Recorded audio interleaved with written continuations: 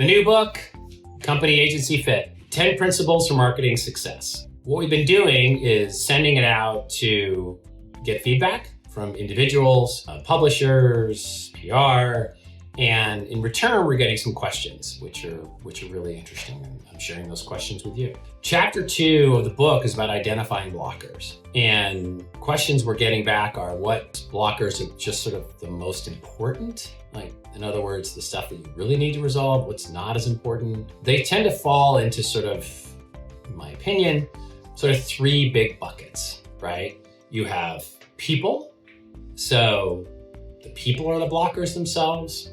The product, is the product a blocker to your success? And the plan. In other words, what is their quarterly and annual plan that you need to align with?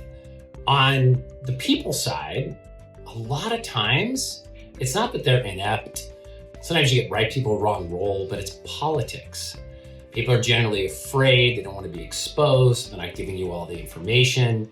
So these blockers you need to surface to figure out how can I best navigate these inside the organization and help make these people successful. Next is the product. When you're coming into an organization, a big part of your evaluation process in the beginning is the product itself. Does it do what they say it can do? What is the buying experience like?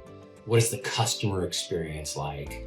What is retention? What is churn? These are all signs that are going to kind of tell you how good is the product and how well is it received by the market that they're selling into, because now you're going to be selling into that market. So you need to understand the strengths and weaknesses and the blockers of the product itself. Then there's the plan. So if you're coming in and doing any sort of growth marketing or marketing all the way to revenue, however you want to describe it, you're going to have to align to their plan. One of the things you need to determine is how was that plan derived, right? Is it even achievable? Or did someone just come up with some numbers to the board and kind of sold their soul to get to the next round? Because you're gonna be on that ride. How did they come up with all of their cost per metrics? How is their funnel set? All of those metrics go into the plan. That's how they came up with the numbers in the first place. So you need to align to that plan to figure out what you're signing up for and if it's even achievable.